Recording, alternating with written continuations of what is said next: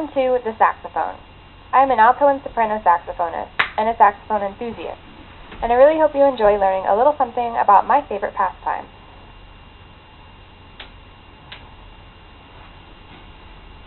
The saxophone is one of many wind instruments that you could find in a variety of band settings. Concert bands, jazz bands, mixed ensembles, and even some orchestras will call for a saxophone part here and there. Saxophones belong to the woodwind family, along with instruments like the flute and clarinet. Today, the typical saxophone has 20 to 25 keys, depending on the brand, and the more advanced level saxophones tend to have more keys for a larger range of notes. As you will see, saxophones come in a variety of colors, shapes, and forms.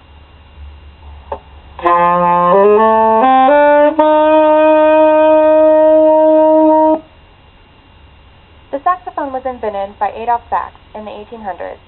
Sax was born in 1814 and grew up in Belgium alongside his father, who was a maker of musical instruments. He grew up to understand the trade and developed a deep passion for music and instruments. While picking up a variety of musical skills and other woodwind instruments, Sax soon noticed the need for an instrument that would balance the overpowering brass sound with the softer technical passages of the woodwind. There was also a need for balance between wind instruments and string instruments. Sax combined the body of a brass with a mouthpiece of a woodwind to create the saxophone.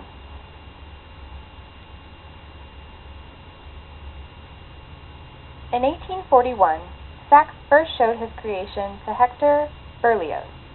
Berlioz was a great European composer of the time. He was very impressed with Sax and soon published an article in a Paris magazine describing the new instrument. In 1844, the saxophone was revealed to the public at the Paris Industrial Exhibition. That same year, Berlioz featured the saxophone in one of his concerts. In 1847, the first saxophone school was created in Paris, France. It was set up as part of the military school called Gymnase Musical. In 1866, Adolf Sax's patent on his 14 saxophone models expired. Manufacturers around the globe began modifying and manufacturing competing models to the public. New keys were added and many modifications were made during this time. Still today, improvements are made and different models are tested all the time. That's right, I said it. Adolf Sax originally invented 14 saxophone models, each with a different pitch and size and used for different purposes. 9 of the original models have become obsolete, but they can still be found around the world at saxophone conventions, and some are even still integrated into modern music. 5 of Sax's original models remain. The bass saxophone is pictured on the far left and is not common in most band repertoire. I have seen bass saxophone parts called for, though. The other 4 saxophones make up a true saxophone quartet: the baritone saxophone, the tenor saxophone, the alto saxophone, and the soprano saxophone. The soprano saxophone is the least common of the 4 and not often used in modern-day band music.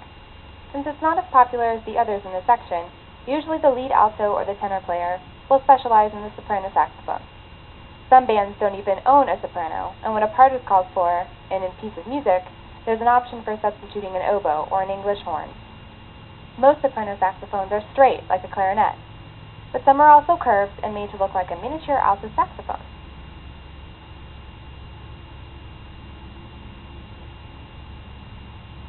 The alto saxophone is usually the lead instrument of the section. Most songs call for at least 2 alto parts. Altos are usually grouped to play similar parts, the flute and the clarinet, but due to the brassy tone, they can also blend with brass.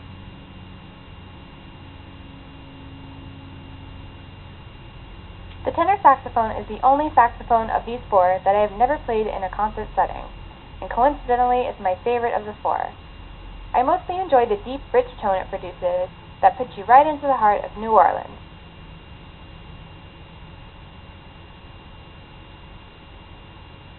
And finally, the baritone saxophone, the bottom of the woodwind. Any bari sax player will tell you how much power that thing really has. It takes an admirable amount of breath control to make a bari sound good. Word of advice, don't get into an underwater breath-holding competition with a bari player. I told you a little about the roots of the saxophone and how its origin makes it easily adaptable to many varieties of music. Now for some examples of these music styles. These are some of the types of music that saxophones can play. I have prepared a few short video clips to demonstrate the differences.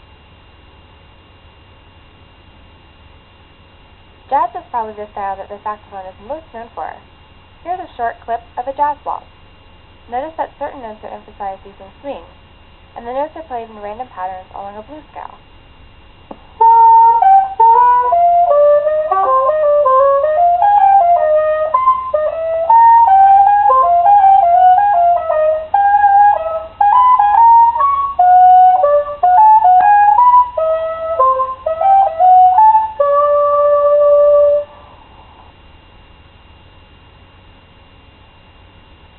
Blues is a genre similar to jazz in origin, but it's usually characterized by a slower tune and open to interpretation by the musician.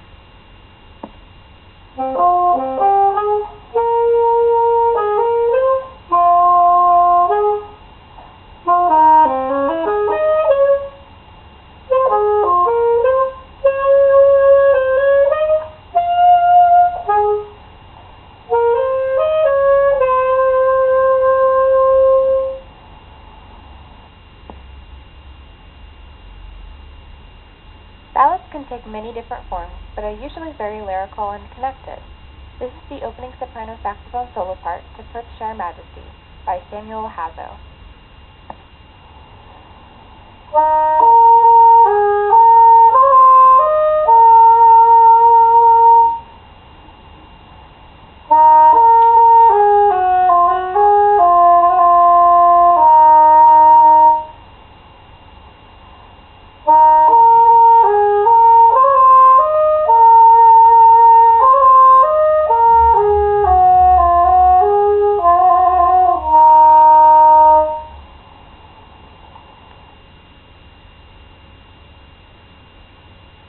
This last clip is faster paced, with what some would call strange harmonic notes.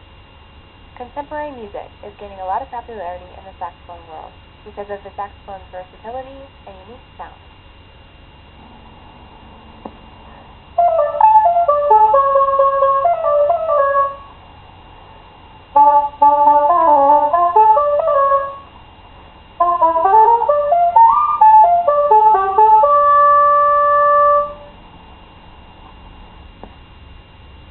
Now you've seen a small snapshot into my life and what I love. If you've never picked up an instrument before, or maybe you play something else and want to expand your musical abilities, I highly recommend the saxophone.